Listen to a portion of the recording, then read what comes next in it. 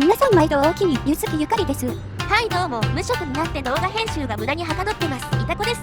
仕事辞める前は週に1本投稿するのがやっとでしたけど、辞めてから調子いいですね。やっぱり仕事してると編集時間なんて取れませんからね。仕事終わりに編集するぞって意気込んでも、夕食食べたら気づけばパソコンの前で寝落ちしてます。ジムのデスクワークって座ってるだけに見えて、脳みその消耗えげつないですよね。本気出せば3日に1回投稿ペースもいけるかもしれません。なのでこれからは投稿スケジュールもちゃんと考えてやっていこうと思います。収入ゼロの代償に作業時間は無限ですね。とりあえず次はコメントでやたらリクエストされてたブックオフに行きます。あと今回は最後にプレゼント企画の話があるんで、絶対に最後まで見てください。というわけで次の目的地のブックオフスーパーバザー5号札幌宮の沢着きました。近くにありますよって教えられてましたけど、思ったより近くてびっくりしましたね。チャリで2分ぐらいで到着しました。こんなに近くにあったのになんで前回気づかなかったんでしょうね。 Google マップに表示されませんでしたからね。知らない土地だとこんな近くでも気づかずスルーしちゃいます。とりあえず A もあるぞって情報なんで楽しみです。ここのブックオフ見た目通り中もめちゃくちゃ広いですね。多分今まで回った中で一番でかいかもしれません。フィギュアコーナー探すだけで迷子になれますね。そんで適当に見てたら350円フィギュアがありました。三国志大戦のフィギュアみたいですけど、歴史はリアルでもゲームでも点でダメですね。三国武装の武将の名前とか一切読めません。あれは漢字の暴力です。350円なら知らなくても買ってもいいレベルのやつですけど、荷台の積載量がもう限界であと数個しか積めません。とりあえずこれはキープして、後でもっと欲しいやつがあったら泣く泣く戻す方式でいきます。ネンドロイド見てましたけど、ネンドロイドも安いですね。ガンナギのなぎ様とザンゲちゃんがどっちも1200円でありました。これを両方買ったら色々遊べそうですね。ネンドロイドのステージセットに体育館セットあるんで、それ使えばザンゲちゃんがなぎ様を踏みつけるシーンとか再現できます。あのなぎ様をボコボコにしばいて顔の原型がなくなるまで殴って踏みつけてるシーンです。そこまでやってねえだろ。見た感じあの表情のパーツは入ってなさそうですけどね。あとザンゲちゃんが喫茶店で働いてるシーンとか、誰かに似てんだって思ったんですけど、ワーキングの山田に似てますよね。似てるっていうか髪の色が似てるだけですけどね。ザンゲちゃんは山田ほど積極的じゃないです。駿河屋見るとどっちも買取価格で1200円以上するんで、買取価格で買えるやつです。こういうでかい店舗って値段の態度もでかいイメージだったんですけど、ここは安いのありますね。9時の C 賞のネンドロイドレーンも2000円とかでありました。一瞬安いやんけって思いましたけど、値札に開封済みって書いてましたね。未開封なら良かったですが、開封済みとなると相場的には安いですけど、私たちが買う値段ではないです。さっきのカンナギが1200円ならこれも1200円でよくねって感じですね。駿河屋の値段見ると逆にカンナギの方がちょっと高いぐらいですし。ちなみにこの一番くじのフィギュア、実は A 賞からラスト1まで全部持ってるんですよね。動画外でちまちま買ってたらいつの間にか全部揃ってました。なのでもういらないっちゃいらないんですけど、ずっと探し回ってたものなのであるとついつい見ちゃいます。あわよくば安ければ買おうとしてますしね。同じやつを買っても予備として必要だったということにします。あとこれも安いなって思いました。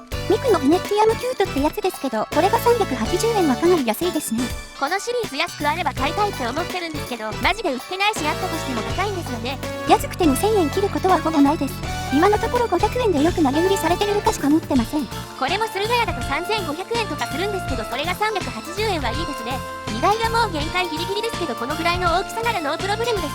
買う理由は秒で思いつくのに買わない理由は一生見つかりませんね。久しぶりにご中佐の500円フィギュアありました。全力造形のリセですけど、ワンコインで買えるのは珍しいですね。ご中佐って漫画はまだ細々と続いてますけど、アニメは完全に終わったと思ってたんですよ。って思ってたら今年の10周年イベントで新作アニメ発表されたらしいです。3期終わってもう4年以上経つのに、ここに来て新作情報ですよ。ただ油断ならないのが現状は情報が出ただけというやつです。今まで新作決定って言ったまま帰ってこなかったアニメがどれほどあるか。でもまたアニメ始まったらフィギュアも高騰するかもしれませんし、先行投資として買うのがありですよ。ティッフィーの中の人とかもうなくなってますけど、どうするんでしょうね。これも安いなって思いました。激走プルバックカーってやつですけど、これ他のキャラも全部プレネついてるんですよね。値札は1400円って書いてますけど、駿河屋見ると3000円以上します。他のは5000円とかひどいと8000円とかしますね。今のところミクとリンの2個持ってるんで、これ買えば残るはルカだけですね。珍しくルカが残りましたか。今までルカ見てもスルーしてたのに、ないとないで欲しくなるの何なんですかね。他のシリーズだといの一番にルカだけそこら中で売られてるのに、激走フルバックカーだけは未だに見たことないです。このミクも結構安いです。リボンガールってやつで1000円でした。1000円なら悪くないなって思って手に取ったらテープが20割なんですよ。ヤフオクだとこの手の20割を未開封ですって出してる人いますけど、どう見ても開封済みですよね。駿河屋に持っていくと普通に開封済みなので減額しますねって言われるやつです。ヤフオクはその辺が闇です。このリボンガールは実際にゲームで出てくる衣装で、最近のコスプレとは違うガチ衣装です。とりあえず未開封の概念についてヤフオクは一度考え直してほしいですね。アニムーブのリリーが700円でありました。このリリーってポジション的にボイロなのか何なのか微妙なところありますよね。フィギュアは割と肉と同じ棚に置いてあることが多い気がします。私が初めて知ったのはラキスタだったので、個人的にはこの人はそこで歌ってるイメージしかないです。最初に見たやつが印象に残るって生まれたてのアヒルかよ。別にリリーを親と思ったことはないです。これもミクに引っ張られて地味に高騰してるんで買ってもいいかもしれません。ここに来て色々買う感言ってますけど全部は買えませんからね。物欲は無限だけど積載は限界、もどかしいです。ミクのフィギュアが高騰してるって言いましたけど、実は高騰してないやつもあるんですよね。このレーシングミク2022ですけど、これはどこ行っても安いです。レーシングって名前はついてますけど、どう見ても裸エプロンにしか見えません。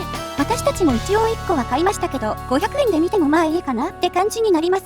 この安くても買わないシリーズにラズベリーってやつも300円でありましたけど、それもスルーしました。やっぱり値段と人気は大胆比例してますね。被弾のアリアのちょっと珍しいフィギュアありました。名前忘れましたけど、なんとか白雪って書いてますね。この人ちょっと危ない性格してて、何かあれば闇に落ちた顔するやつです。ムカつくことがあればとりあえず切ってみるとかいう追無双用務みたいな危険人物です。黒雪とか呼ばれてますけど、見境の中で言えばこっちの方がヤバいと思います。そんでこのフィギュアはその人が刀構えてるやつですけど、服が制服ですね。アリアってフィギュアいっぱいあるのに白雪はこの1個しかないんですよね。しかもめったに売ってないし、駿河屋にも在庫がないんでレアっちゃレアです。結構人気あるキャラだと思うんですけどね。ただ服装が制服ってのが私的に微妙です。着物姿の方がいいです。奥の方に500円フィギュアあるなって思って引っ張り出してみました。フェイトのジャンヌが私服姿のフィギュアですね。開封済みで500円でした。ジャンヌが出てる作品はアニメもゲームも触ってないんですけど、人気キャラってことだけは知ってます。フェイトゼロでは頭おかしい人がセイバーのことジャンヌと間違えてずっとわめいてたぐらいしか知識ありません。ジャンヌ好きな知り合いがいるので、その人用に買ってもいいですね。ラーメンとフィギュアをトレードしてもらいます。渡すときはテープ20張りにして未開封だよハートって渡します。最低ですね。友情ってそういうもんだろ。フレームアームズガールが1800円の 10% オフで、なんかやたら安いなって思って奥から引っ張り出してみました。そしたらリボルテックでレイカルとか書いてましたね。ロボットっぽい女の子を見ると全部フレームアームズガールに見えちゃいます。ゲーム機を全部ファミコンっていう母親かよ。この時点では何か全く分かりませんでしたけど、調べたらロボ漫画のフィギュアらしいです。あらすじに主人公はフィギュアのために生活費をつぎ込んでるって書いてて、私たちのことかと思いました。似た者同士は惹かれ合うってスタンド使いかよ。ちょっと気になったのでアニメあれば見てみようと思ったんですけど、アニメはなさそうです。漫画だけなのにフィギュア出てるんですね。1日目最後のブックオフでレーシングレバのカオルくん買いましたけど、ここにもありました。こっちは C 賞のマリですけど、これも安かったですね。未開封で1800円とか書いてて、ここもどんだけ安いんやって思いました。駿河屋で8000円くらいしますし、買い取りでも3000円ぐらいします。ラストワンのカオルくんよりは若干プレネじゃないですけど、1800円なら悪くないです。あとはアスカとレイがあればコンプリートですけど、どうでしょうね。私たちの場合物があるだけじゃダメなんですよ。安くないと買いませんね。最後にグッズちょっと見てました。雪ミクのぬいぐるみがあったんですけど、値段が990円でした。1個前のハードオフではギフトのぬいぐるみがありましたよね。あれはメーカー品ですが、こっちは多分冷戦のプライスです。ギフトのは6000円とか8000円とか書いてあって、さすがに出来栄えは向こうの方が上ですね。でも多分布の素材自体はそんなに変わらないと思うんですよね。縫い方はちょっと粗いなって感じで、他の違いとしてはサイズとブランド名くらいですかね。正直原価的にはあんま変わらないんじゃねって思いました。比較するのにちょうどいいやつがもう1個ありました。こっちも似たような雪ミクのぬいぐるみですけど、値段が2400円とか書いてましたね。なんでこんな高いんやって思ったら、こっちは例のギフトのぬいぐるみストラップって書いてました。メーカー製で値段が 2.5 倍違いますけど、素材の質感はそんなに変わらない気がしますね。ネイルとかは丁寧だと思います。ちなみに定価は2000円って書いてたんで微妙にプレネ化してます。この手のぬいぐるみはパッと見はプライズか既製品かマジでわからんですね。 2.5 倍の価値を感じるかはあなた次第です。他になんかねえかって探してたらなんかありました。戦乱神楽のアートボードみたいですけど、これなんですかね。最初見た時知らんキャラで値段が1万5000円って書いてあったんで、反射で戻しました。この値段は危険物扱いです。万を超えるやつはこいつにとっては毒ですね。後で調べたらくじこれ対5段の戦乱神楽の特徴らしいです。キャラはユミとかいう人みたいですね。駿河屋で見ても同じやつなかったんで詳細は謎ですけど、他のキャラはだいたい1万5000円ぐらいが相場でした。たまにブックオフってこういうのが1000円とか2000円で置かれてることあるんですよね。これもしばらく売れなかったら半額とか値引きになるんですかね。そうなったら欲しいっちゃ欲しいです。ああとは姫森ルーナっていう謎のホロライブグッズありました。最初わからなかったんですけど、ホロライブ感あるなって思ったらやっぱりそうでした。